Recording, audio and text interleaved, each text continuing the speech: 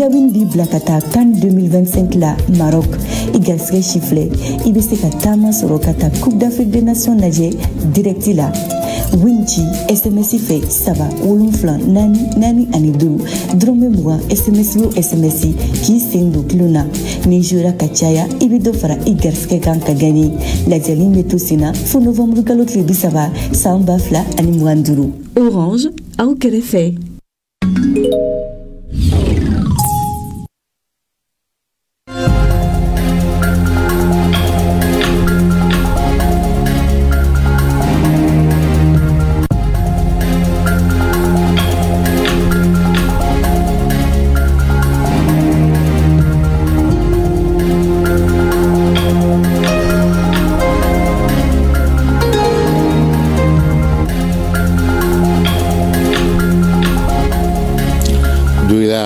La rentrée solennelle de la formation professionnelle 2025-2026 avec comme thème digitalisation de la formation professionnelle, apport, défis, enjeux. Une rentrée couplée aux travaux de réhabilitation du centre professionnel d'apprentissage des métiers. In fine, les autorités ambitionnent d'offrir au Mali des ouvriers qualifiés pour relever le défi de l'emploi et absorber le taux de chômage. L'association Terre d'héritage voit le secours des structures sanitaires des plus démunis et des personnes en situation de précarité à Kita. Elle a offert des équipements au CCRF, au CSCOM, des couveuses, des fauteuils roulants, des habits accessoires pour SOS Village d'enfants, une façon pour Terre d'héritage de contribuer au bien-être des communautés. Mesdames et messieurs, bonjour, bienvenue aux informations sur RTM. Première destination, Djouila, la 13e région. Là-bas, le ministre de l'Entrepreneuriat national, de l'Emploi et de la formation professionnelle a donné le coup d'envoi de la rentrée solennelle de la formation professionnelle 2025-2026 avec comme thème digitalisation de la formation professionnelle, apport, défis et enjeux. Elle a aussi lancé les travaux de réhabilitation du centre professionnel d'apprentissage des métiers de Djouila, compte rendu Moustapha Doumbia Al-Hassan Sangari. La remise des certificats aux apprenants du centre de formation professionnelle de Sigasso suite aux bourses offertes par le président de la transition est l'un des actes forts de ce lancement de la rentrée solennelle de la formation professionnelle 2025-2026. La 15e édition de cette rentrée solennelle est placée sous le thème digitalisation de la formation professionnelle, apport, défis et enjeux. Le choix de Djouila est fortement salué par les représentants de l'association des centres privés de formation professionnelle du Mali et par les autorités locales et régionales. Au nom de l'ensemble des maires de la région de Djouila, nous vous remercions très religieusement pour le choix porté sur notre région. Cet événement témoigne l'engagement des plus hautes autorités de la transition pour le développement régional et local dans notre région et aussi dans tout le pays, notre Mali. En retenant le thème digitalisation de la formation professionnelle, apport, défis et enjeux, les plus hautes autorités du pays affichent clairement leur souhait de voir la couche juvénile se tourner résolument vers l'avenir, le modernisme avec tout ce que les nouvelles technologies de l'information et de la communication prévoient d'apporter comme valeur ajoutée au renforcement des capacités. Le ministre en charge de la formation professionnelle a aussi lancé les travaux de réhabilitation du centre professionnel d'apprentissage des métiers de Djouila. Ces centres qui forment dans la coupe-couture, l'électricité, l'électronique et la climatisation va bientôt disposer des équipements de dernière génération avec une source d'énergie solaire. Des initiatives qui témoignent l'engagement des autorités à faire de la formation professionnelle une priorité. Je voudrais, en cet instant solennel, rendre un hommage appuyé à son Excellence le général d'armée Assimi Goïta, président de la transition, chef de l'État.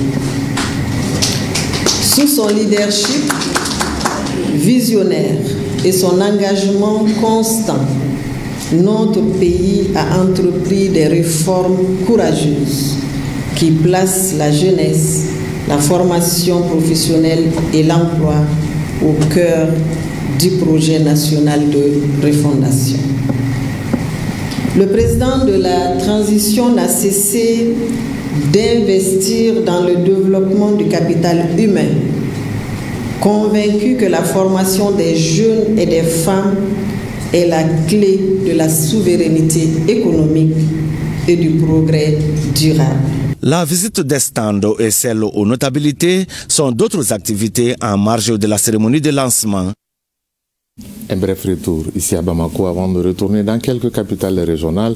CAD Mali renforce la connaissance des membres du CNT des collectivités territoriales sur l'agroécologie. Objectif, les doter d'arguments pour qu'ils puissent défendre le financement de l'agroécologie paysanne afin d'arriver à une souveraineté alimentaire à l'horizon 2030. Moussa Kamara pour le point.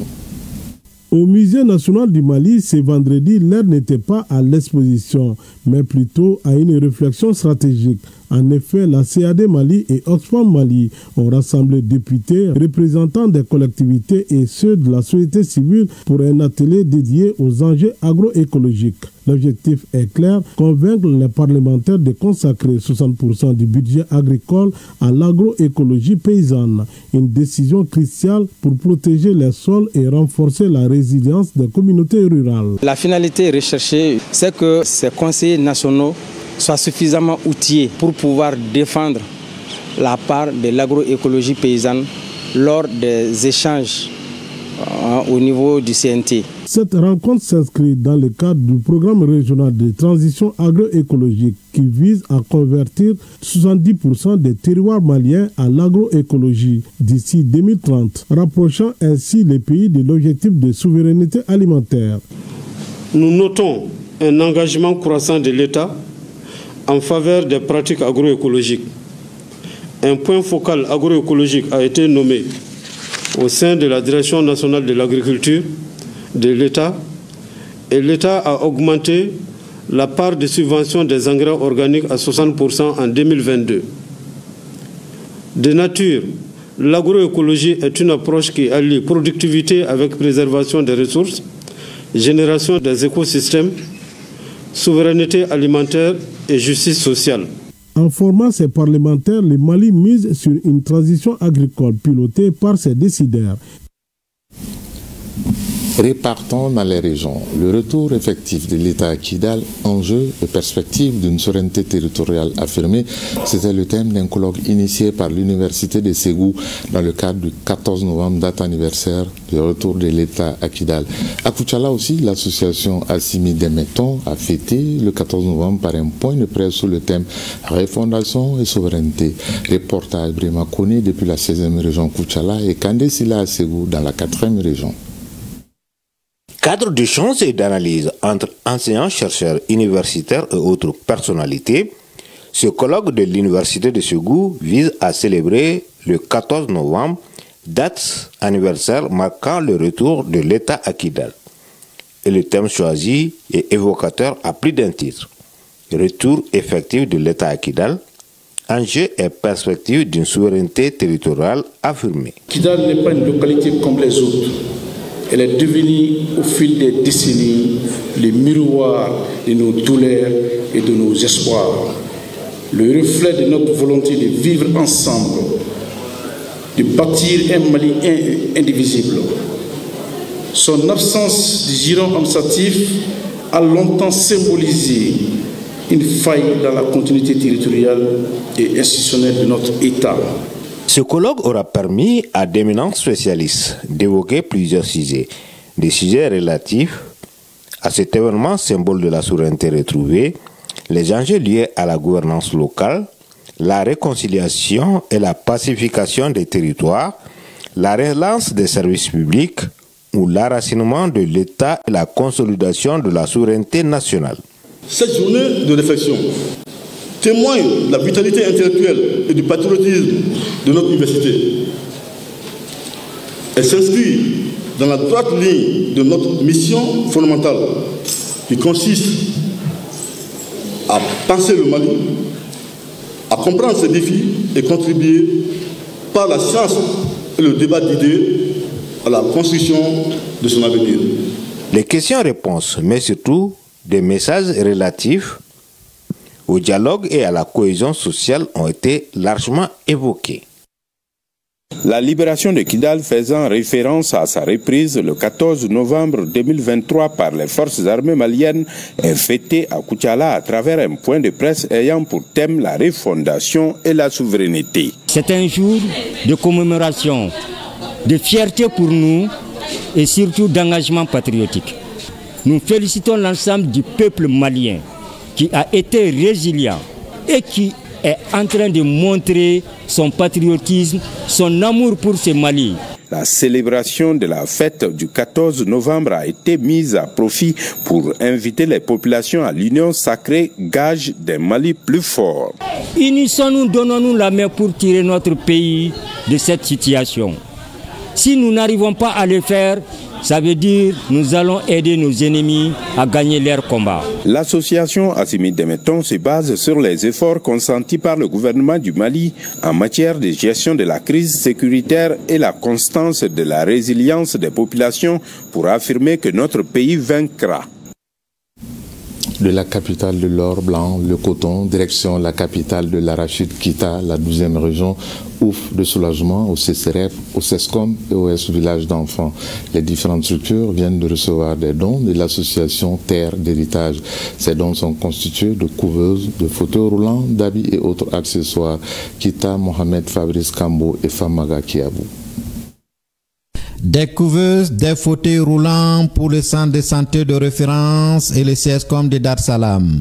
Aussi des effets d'habillement et accessoires pour SOS Village d'enfants de Kita. Ce geste est de Madame Adamso, présidente de l'association Terre d'héritage. La donatrice native de Kita vient d'allonger la liste de ses actions de bienfaisance en faveur de la région. Mais c'est des appareils qui ont un système de soins intégrés pour le nouveau-né. Ça va permettre de renforcer le plateau technique de ce centre et aussi contribuer vraiment à réduire la mortalité néonatale. Quand j'ai eu l'opportunité d'avoir ce matériel, j'ai pris contact avec le médecin-chef, M. Yoroté.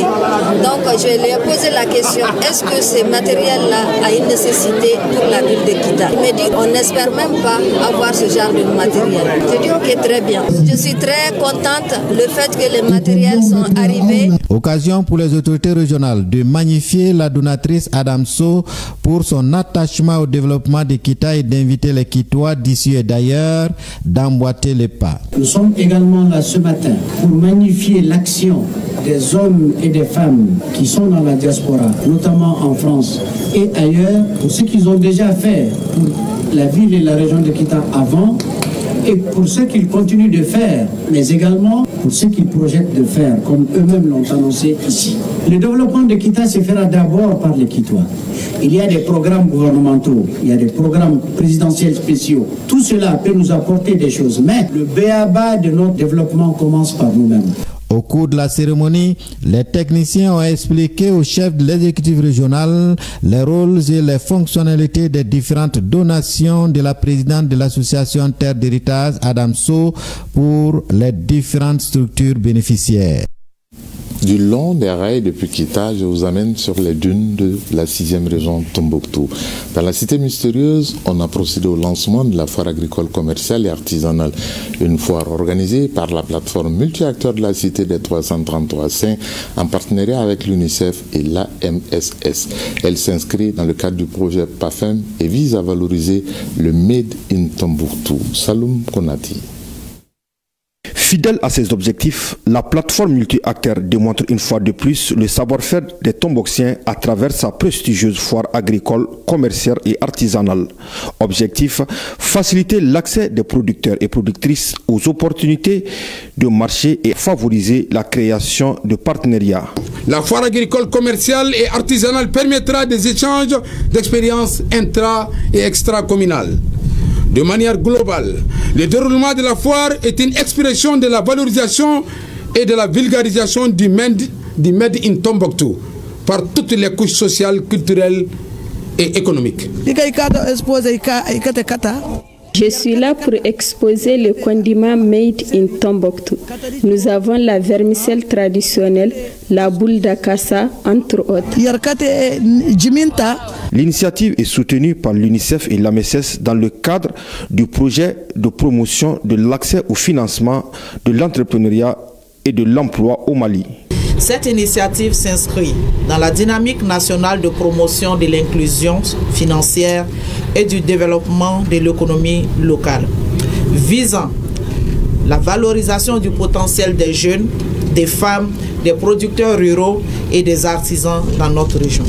Au-delà d'un simple espace d'exposition et de vente, cette foire est un véritable cadre d'échange et de partenariat économique.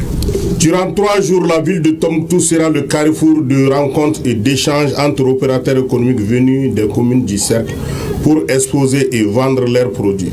Je demeure convaincu qu'avec la stabilité et la culture qui se renforce chaque jour davantage dans notre cercle et sur l'ensemble du territoire de la région, la mise en œuvre des activités du projet de promotion de l'accès au financement à l'entrepreneuriat et à l'emploi PAFEM, tant prôné par les plus hautes autorités de la transition pour une inclusion financière, du financement des micro, petites et moyennes entreprises et de la création d'activités génératrices de revenus, particulièrement au bénéfice des jeunes et des femmes de la région, permettront de tirer profit de ces immenses potentialités.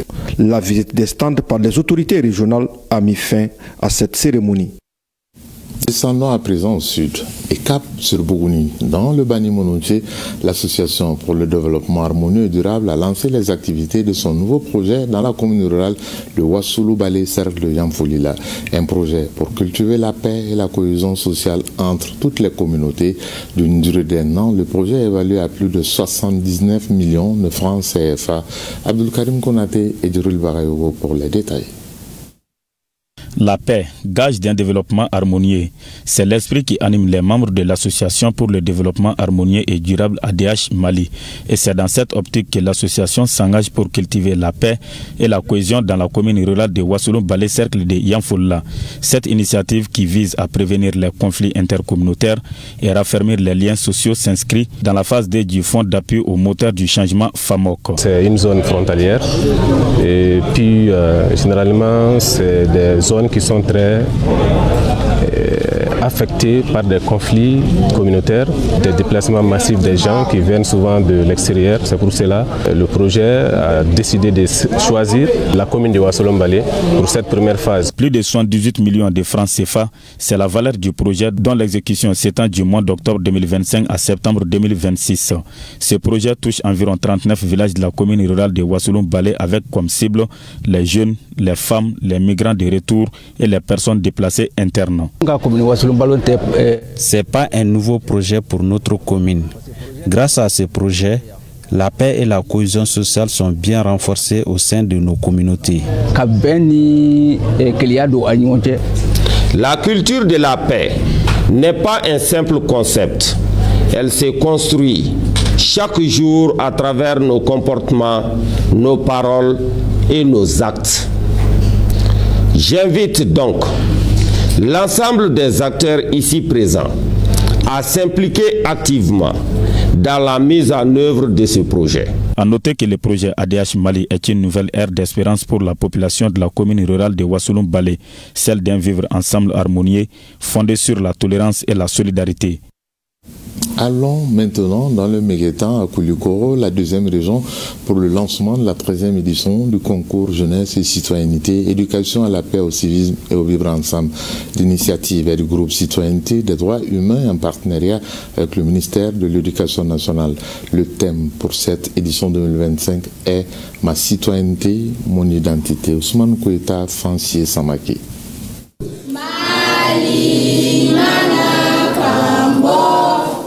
C'est parti depuis le jeudi 13 novembre 2025 dans la capitale du Méguétan de la 13e édition du concours Jeunesse et Citoyenneté, Éducation à la paix, au civisme et au vivre ensemble. C'est une initiative du groupe Citoyenneté et droits humains GCDH en partenariat avec le ministère de l'Éducation nationale. Cette activité vise à promouvoir le civisme et le patriotisme chez les jeunes scolaires, d'où le thème « Ma citoyenneté, mon identité ». Le Concile du Mali ouvre la voie vers le nouveau contrat social du Mali 3, qui est la construction d'un citoyen modèle, le Mali d'Inkoura, prêt toujours à répondre, présent à son appel.